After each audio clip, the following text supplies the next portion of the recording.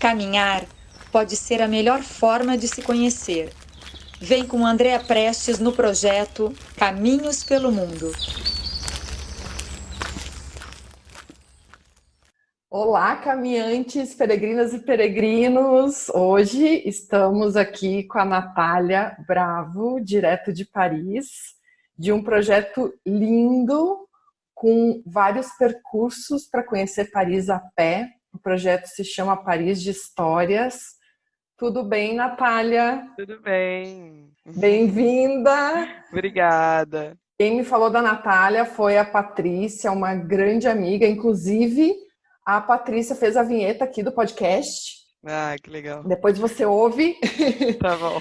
Então, assim, Natália, para começar, queria que você se apresentasse, contasse qual é a tua história e qual é a tua história com Paris. Tá ótimo. Então, eu sou Natália, eu tenho 37 anos, sou historiadora. Durante meus primeiros 10 anos de vida profissional, eu trabalhei com ensino básico, com ensino superior de história, no Rio de Janeiro, ensino público, ensino privado. Fiz mestrado também no Brasil, em São Paulo, na USP. E depois de um tempão me dedicando só ao ensino, surgiu essa vontade de voltar a estudar, de fazer um doutorado. E eu queria fazer em Paris, porque tinha relação com a minha pesquisa. E porque eu tenho uma relação fortíssima com Paris, já tinha vindo aqui várias vezes, é um lugar que me encanta, né? Porque tem história por todos os lados, porque as referências culturais são imensas, são enormes, e isso te dá vontade de ficar sempre um pouquinho mais para conhecer melhor. Então eu queria fazer aqui. E aí isso tudo me fez pensar na criação de uma proposta de trabalho que dialogasse com esse meu histórico de historiadora, com essa minha experiência no ensino de história, e também com esse meu desejo de explorar melhor a cidade. Então daí surge um pouco a proposta de oferecer percursos turísticos, mas que proporcionem uma imersão. Na verdade, não é aquele percurso que vai te deixar na superfície do conhecimento, né? É a possibilidade de aproveitar essa ambiência que é super favorável, que é super propícia para isso, para proporcionar aos turistas uma imersão num determinado tema. Então, uma aula mesmo, mas ao ar livre. Ai, que lindo! Então é associar o caminhar, o conhecer com Isso. aprender também, né? Exatamente, pensar a cidade como uma sala de aula, né? A gente pensa a sala de aula como um espaço fechado. Não, a sala de aula pode ser a cidade, porque a história, a narrativa histórica, ela está presente nas ruas, ela está presente nos monumentos, ela está presente nas estátuas, em placas que às vezes a gente passa apressado e não presta atenção. Tudo isso é narrativa histórica, né? Então a cidade pode ser uma sala de aula. E aí é um pouco essa a proposta que eu pretendo e que eu tenho desenvolvido aqui em Paris. E são 4 roteiros, né, Natália? Sim. Adoraria que você, assim, nos levasse passear um pouquinho em cada um deles.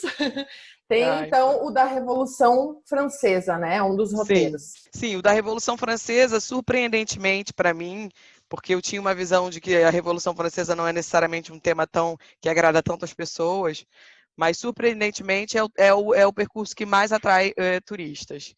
É disparado, assim. E mesmo que os outros sejam incríveis e sejam interessantes, também atraiam pessoas. Da Revolução Francesa atrai uma quantidade enorme de pessoas. Acho que a Revolução Francesa está no nosso imaginário, é alguma coisa que a gente estudou bastante na escola, que a gente volta e meia escuta falar. E o que eu fiquei sabendo melhor depois que eu vim para Paris é que, de fato, a cidade de Paris tem um protagonismo muito grande durante a Revolução. Quem conduz a Revolução é Paris.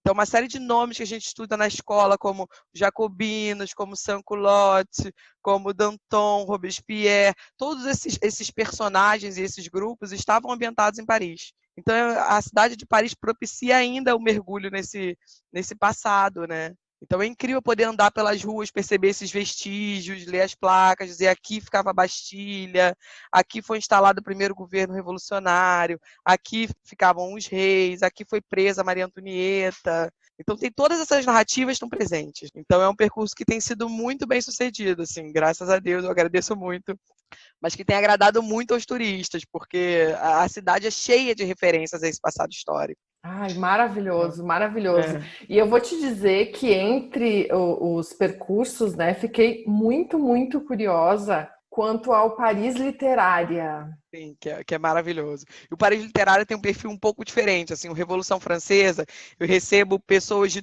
de todos os perfis que você possa imaginar, assim. Gente que sempre adorou história, gente que nunca gostou de história, gente que não sabe nada, gente que sabe tudo. O Paris Literária não. O Paris Literária é um percurso mais para iniciados. Não que ele seja impossível de ser feito por quem não gosta de literatura, mas geralmente quem me procura já gosta de literatura. Então é uma pessoa que tem uma relação especial com a literatura, que já leu alguns escritores, que tem a Paris Literária um pouco no seu imaginário e que vem aqui para concretizar isso. E é incrível, é maravilhoso, porque aí as trocas são maravilhosas, quase que vira uma amizade depois, né? São pessoas que eu vou guardando depois. É maravilhoso. E o percurso em si, a gente tenta um pouco reconstituir essa Paris dos anos 20 e 30, que são os anos logo após a Primeira Guerra Mundial, quando uma série de escritores do mundo inteiro elegem Paris como a sua cidade, vão viver aqui, porque Paris é uma espécie de capital literária do mundo. Ela proporciona, inclusive, a consagração para escritores que estão em busca ainda do seu lugar, né, nesse mundo literário. Você tem que passar por Paris para obter esse reconhecimento, né? Então, a gente vê os lugares que Hemingway frequentava, Scott Fitzgerald, James Joyce, Ezra Pound, todos esses escritores que a gente conhece, que a gente viu no filme do Woody Allen, por exemplo, no Meia-Noite em Paris, a gente vai um pouco seguindo os passos deles e reconstituindo esse cenário, é um pouco essa a ideia. E dentro dessa parte da arte, né, que é um universo que me encanta e me encanta tantas pessoas, tem também Paris e os impressionistas. Sim, que é maravilhoso, eu amo esse percurso, porque esse percurso foi o que eu mais tive que sair um pouco do meu lugar, foi o que me tirou da minha zona de conforto, porque eu sou historiadora de formação, mas eu não sou historiadora da arte, né? E eu tinha muita vontade de desenvolver esse percurso. Então, eu cheguei aqui, me matriculei num curso, numa escola, que é a École du Louvre, que oferece cursos, não necessariamente são cursos de graduação, né, para quem quer aprender e se aprofundar em história. E aí eu me matriculei num curso, comprei um monte de livro, mergulhei nesse universo. Então, esse é um percurso que eu adoro fazer, porque para mim é um pouco também esse momento de aprendizado, né, de colocar em prática o que eu acabei de aprender. E é maravilhoso de novo, porque Paris é o cenário, na verdade, da produção dos impressionistas. Os impressionistas vão transformar Paris num dos seus principais temas.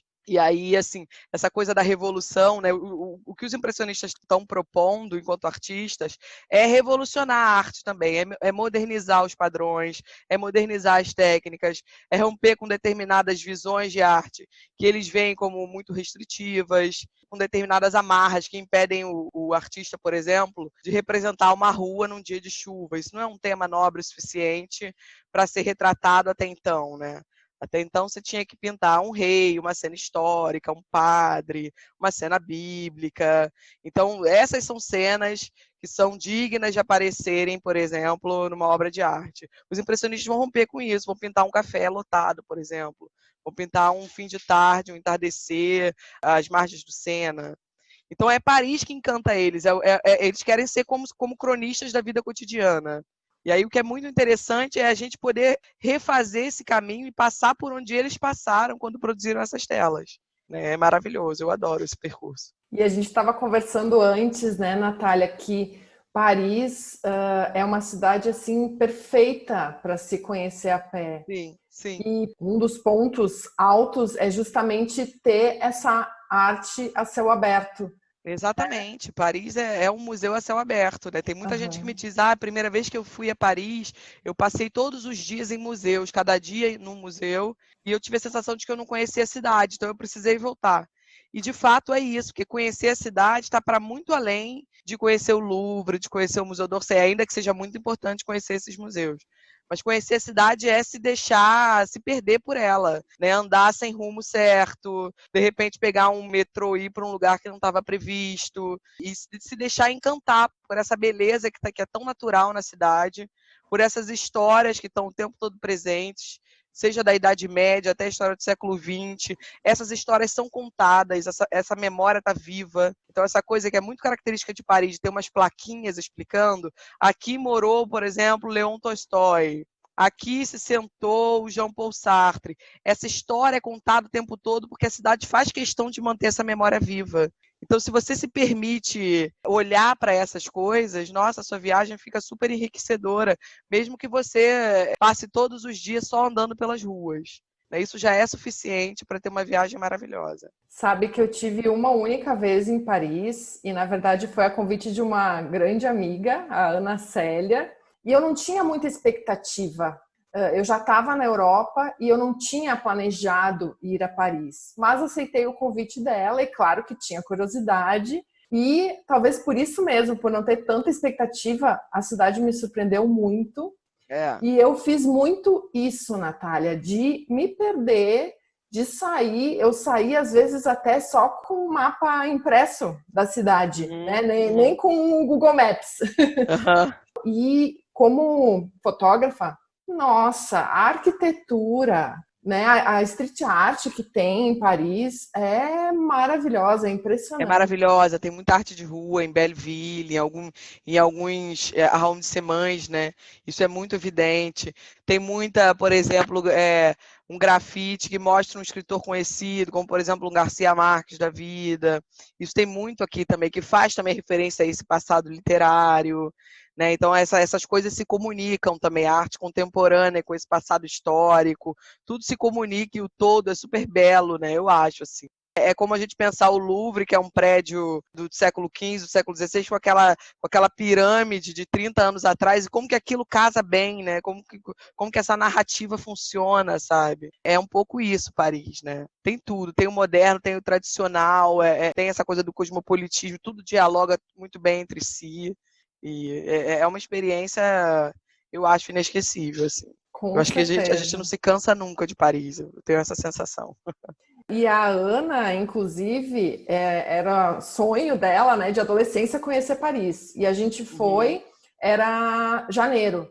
Então, agora o plano dela é ir em Paris nas outras estações do ano. Isso é muito legal. Né, conhecer em cada estação. Claro. Você tem uma sugestão para quem quer planejar a sua primeira viagem a Paris? Qual seria a estação do ano? Ou qual a característica de cada uma? Então, o clima é mais ameno, de fato, ou na primavera ou no outono, né? São estações interessantes para se vir. O outono é muito bonito, a luz da cidade, assim, é muito bonita durante o outono. No inverno é frio, tem dias que é um pouco menos frio, mas tem dias que está muito frio, então isso impossibilita você passar o dia inteiro sem hora para acabar na rua, até porque também escurece mais cedo e tudo. E no verão, assim, eu acho as semanas finais de julho um pouco caóticas, porque é férias no mundo inteiro. Não é só no Brasil, né? É também no mundo anglo-saxão, também na Europa. Então tá tudo muito cheio, tá tudo absolutamente lotado. Então tem que ter um pouco mais de paciência. Tá calor também, tá bem calor. É bom lembrar também que a cidade não tem tanta infraestrutura assim para absorver o calor, eu diria. Não tem ar-condicionado nos apartamentos, às vezes tem hotel que não tem ar-condicionado. Então, apesar de ser um período em que as pessoas gostam de vir, porque é férias pra gente, é um período que é mais cheio, que é um pouco mais difícil. Mas eu acho que, de qualquer maneira, as pessoas se divertem e aproveitam. A minha experiência, assim, lidando com turistas por mais de um ano, né, desde que eu comecei esse projeto, é que as pessoas estão sempre muito felizes. Eu fico impressionada. Para mim é ótimo também, né? Porque eu sempre lido com pessoas que estão super abertas, super dispostas, super felizes de estarem ali, de estarem vivendo essa experiência. Independente da época do ano, eu nunca tive contato com um grupo que dissesse, eu não aguento mais, eu quero ir embora. Não, tá todo mundo apaixonado, tá todo mundo super inserido. Então eu acho que em qualquer época do ano vale a pena, assim. Ai, com certeza, é a realização de um sonho mesmo, né? Para quem gosta de viajar, nossa. Sem dúvida. E deixa eu te perguntar algo mais prático quanto aos teus roteiros. Bom, faltou o da Segunda Guerra Mundial, que a gente não comentou. E também, se você pode me descrever assim, mais ou menos, quanto tempo é de caminhada, se tem intervalo, como é que funciona? Tá, então, geralmente os percursos duram em média 2 horas.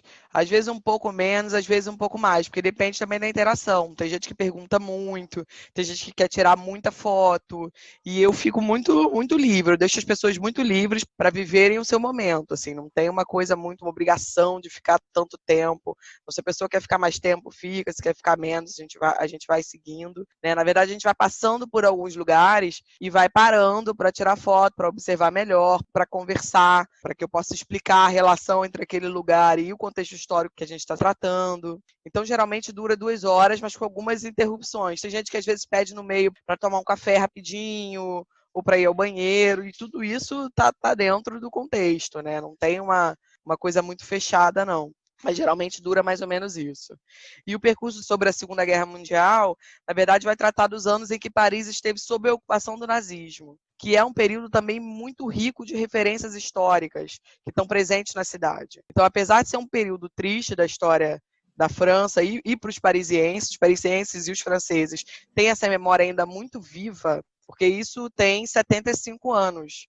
Então, se você conversa com um francês de 40 anos em média, o seu pai ou o seu avô tem memórias diretamente associadas à Segunda Guerra Mundial. Então, isso está muito vivo entre as pessoas e essa narrativa está muito presente na cidade. Então, apesar de ser uma história que eles não gostam, eles acreditam que é importante contar.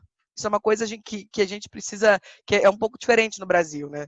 Se no Brasil tem algum processo histórico que nos envergonha, alguma coisa no nosso passado que é desagradável, a gente prefere esconder.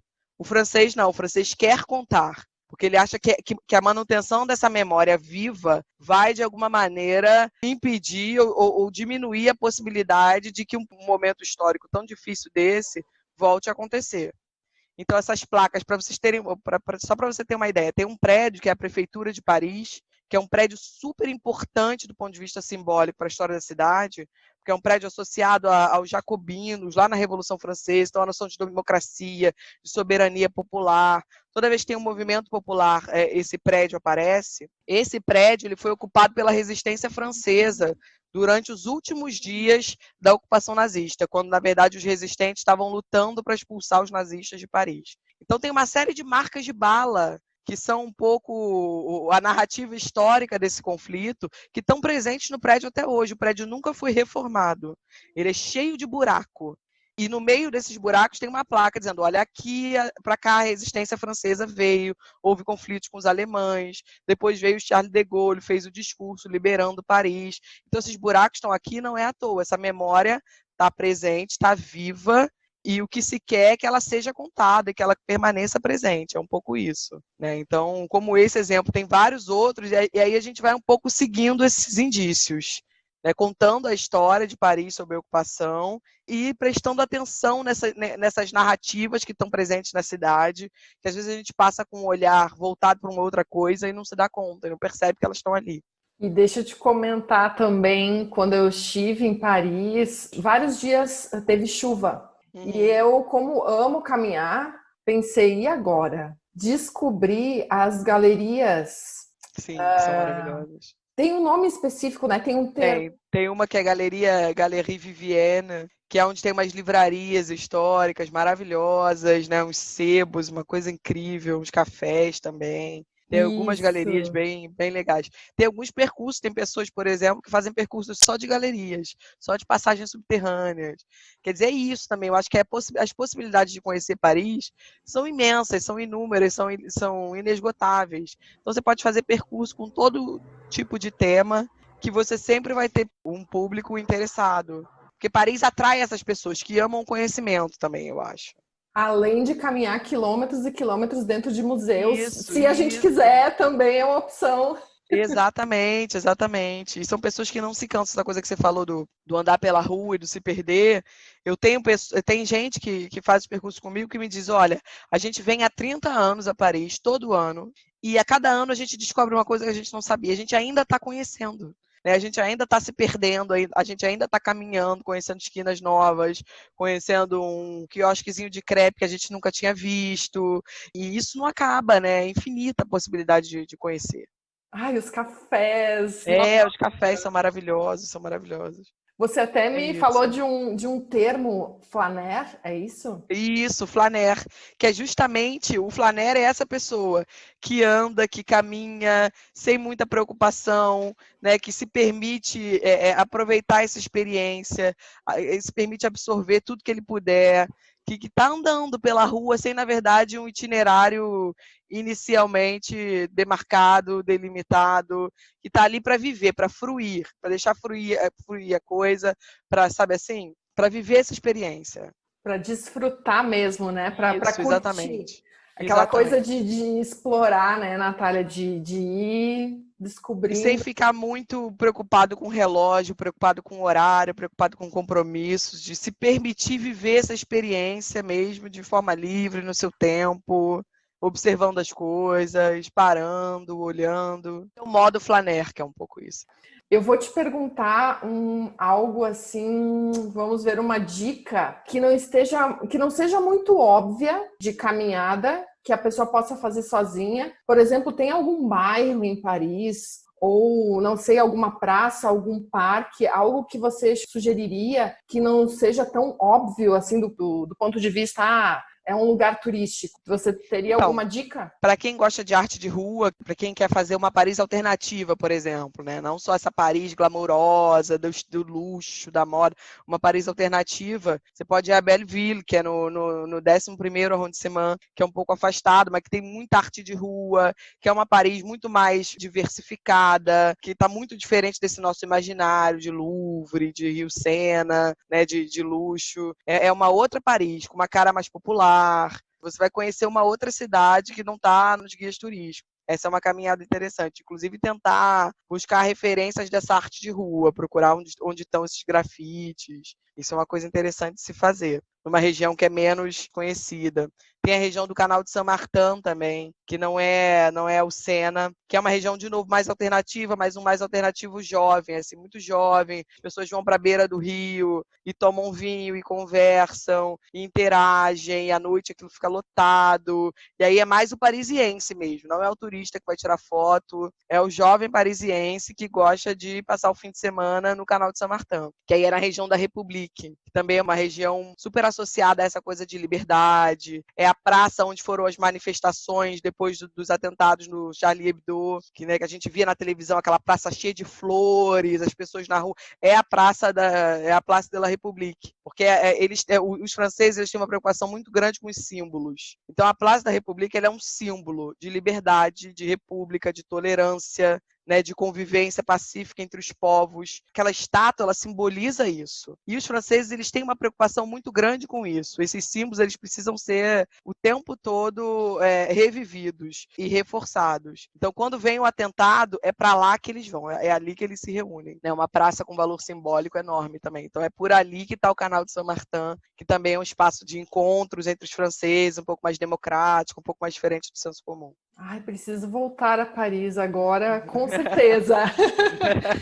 Natália, você comentou que também está estudando, montando novos roteiros. Você tem algum que você possa já assim, adiantar algo para nós? Sim, tem alguns, inclusive, que eu vou experimentá-los no formato online, inclusive, enquanto o coronavírus não nos permite voltar às ruas, né? Então, a ideia é também produzir aulas online com base nessas minhas pesquisas, né? Nesse meu processo criativo e tudo. Então, um dos que eu mais estou ansiosa para implementar é o sobre as mulheres. É, na verdade, uma narrativa da história da França no feminino, falar de mulheres notáveis, como, por exemplo, as mulheres da Revolução Francesa, que quando surge a Declaração de Direitos do Homem e do Cidadão, elas sugerem a Declaração de Direitos das Mulheres Cidadãs. Então, a questão de gênero surge pela primeira vez, né? O coletivo de mulheres também desejando, de alguma maneira, igualdade. Então, essa é uma história que é pouco contada e que é possível contar a partir das ruas de Paris. A história da Berthe Morisot, que era uma pintora impressionista mulher, uma mulher incrível, que tem uma obra maravilhosa, que se casou com o irmão do Edouard Manet, mas não adotou o nome do marido, nunca deixou de pintar. Na verdade, super revolucionária nas propostas, inclusive, de temas, e que também tem uma história super apagada por conta da questão de gênero mesmo, né, que acaba fazendo com que as mulheres sejam menos conhecidas, que haja uma narrativa histórica muito no masculino, né? Então, falar um pouco de outras mulheres também, como Simone de Beauvoir, como Marguerite Duras, como a Simone Weil, que foi uma pessoa super importante no direito das mulheres aqui na França. Então, esse é um percurso que eu estou ansiosa para implementar quando a gente puder voltar para as ruas. Ai, que lindo, maravilhoso, Natália. Bom, eu acho que era mais ou menos isso. Você quer complementar alguma coisa? Não, tá ótimo. Obrigada pela oportunidade. Foi ótimo conversar um pouco com você, falar um pouco da minha experiência. Ai, maravilhoso. Eu só queria te fazer, assim, umas perguntinhas bate-bola, assim, pode ser? Claro, claro. Quando você tá, assim, caminhando sozinha, Tem alguma trilha sonora que você goste de ouvir? Depende, eu acho que depende do meu estado de espírito, assim, mas eu não sou muito da que anda por Paris só escutando música francesa, não. Assim, eu escuto muito música brasileira, porque essas referências estão o tempo todo em mim, né, do Brasil e da França. E tem dia que eu escuto mais uma coisa mais rock, tem dia que eu escuto uma coisa mais romântica, depende do meu estado de espírito. E o melhor dia de caminhada, o que que tem nesse dia? Então, eu acho que os dias de semana são melhores, porque a cidade está um pouco mais vazia, né? De manhã também é interessante. Aqui o dia começa um pouco depois, né? As pessoas não estão na rua desde as 7 horas da manhã. Então, de manhã, dia de semana, segunda, terça-feira, são dias interessantes. Eu tenho muito percurso marcado segunda-feira, por exemplo, porque é um dia que a gente consegue caminhar com toda a liberdade, assim, que é interessante. E se você fosse assim resumir, caminhar é? Acho que caminhar é viver, é conhecer, é se permitir, sabe? Se permitir descobrir novas coisas. Faz bem, né, pra alma. E Paris é? Nossa, é difícil. Paris é. Eu associo Paris à liberdade, à universalidade, né, a esse legado que vem da Revolução Francesa e que está tão presente até hoje em dia. Assim. É um pouco a isso que eu associo. Muito obrigada, Natália. Foi um Imagina, eu prazer. que te agradeço. Uma hora Eu que te dessas a gente agradeço. se encontra em Paris. Ah, toma, se você vier, por favor, apareça. Obrigada e Nada. bons caminhos para todos nós. Um beijo. Um beijo.